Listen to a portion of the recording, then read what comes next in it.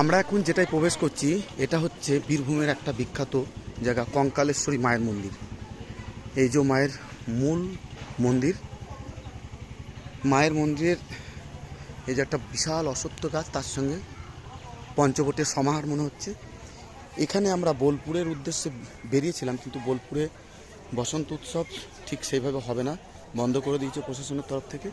এইখানে যে সোনাঝুরির হাট কিছুটা তার আদলে এখানে বসছে, সুন্দর হাট বসেছে, প্রচুর মানুষজন এসছে, সকাল থেকে চলছে মেলা, প্রচুর মানুষজন। আমরা মায়ের মন্দিরে পৌঁছে গেছি, আমাদের ফুল টিম।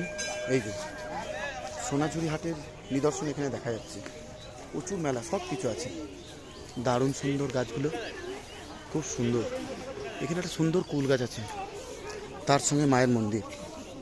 আস্তে আস্তে মায়ের মন্দিরে আসছি। এই যে মায়ের মন্দির, দারুণ সুন্দর। এই যে মায়ের মূল মন্দির, মন্দিরে চারপাশটা অনেক সুন্দর জায়গা। এখানে সন্ধ্যারতির ব্যবস্থা আছে, আমরা সন্ধ্যারতি দেখব। এখানেই থাকার ব্যবস্থা করলাম, বিভিন্ন গেস্ট হাউস আছে, সেই গেস্ট হাউসে থাকব।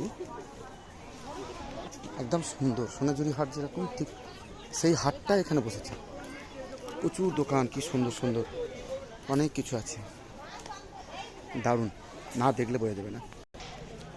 মায়ের মন্দিরটা, এই যে দুটো খুদে, দুই খুদে বধ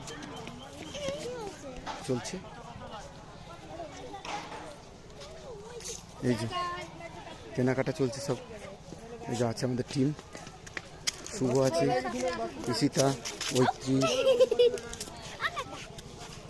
সুদীপ, পিঙ্কি, সবাই আছে, দারুণ সুন্দর, অনেক বড় জায়গা।